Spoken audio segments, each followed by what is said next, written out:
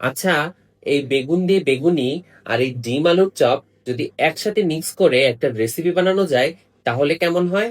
চলুন ট্রাই করে দেখি। এখানে আমি নিয়ে নিয়েছি আলু সেদ্ধ, ধনিয়া পাতা কুচি, কাঁচা মরিচ কুচি, ভাজা শুকনো মরিচ আর লবণ হলুদ দিয়ে ভেজে নেওয়া পেঁয়াজ। চাইলে ভাজা পেঁয়াজের বদলে কাঁচা পেঁয়াজ বা সময় না থাকলে না দিলেও হয় আর কি। সেদ্ধ আলু ম্যাশ করে সবকিছু একসাথে মেখে নিলাম, সাথে দিয়েছি লবণ আর ভাজা জিরার গুঁড়া। সবকিছু সুন্দর করে মাখার পর বেগুন লম্বা আর পাতলা স্লাইস করে কেটে নিয়েছি, এই তো ভিডিওতে যেরকম দেখতে পাচ্ছেন। এখন একটা ব্যাটার গুলিয়ে নিচ্ছি। বেসন, চালের গুঁড়া, কর্নফ্লাওয়ার, লবণ, হলুদ আর গোলমরিচের গুঁড়া নিয়ে তাতে অল্প অল্প পানি দিয়ে প্রথমে একটু ভালোভাবে ফেটিয়ে ফেটিয়ে মাখিয়ে নিচ্ছি। এরপরে আরো পানি দিয়ে ঘন একটা ব্যাটার বানিয়ে নিলাম। চামচে লেগে লেগে থাকবে এরকম ঘন কনসিস্টেন্সি হবে। এখন সেদ্ধ ডিম ছোট টুকরো করে কেটে নিয়েছি। এবার কিছুটা আলু মাখা নিয়ে তার উপর ছোট ডিমের টুকরা বসিয়ে উপরে আরো একটু আলু দিয়ে চেপে চেপে গোলাকার চপের শেপ দিয়ে নিলাম। এখন সেই লম্বা বেগুনের স্লাইস নিয়ে চপটাকে ভালোভাবে পেঁচিয়ে ব্যাটারে ডুবিয়ে গরম তেলে ব্রাউন করে ভেজে নিচ্ছি।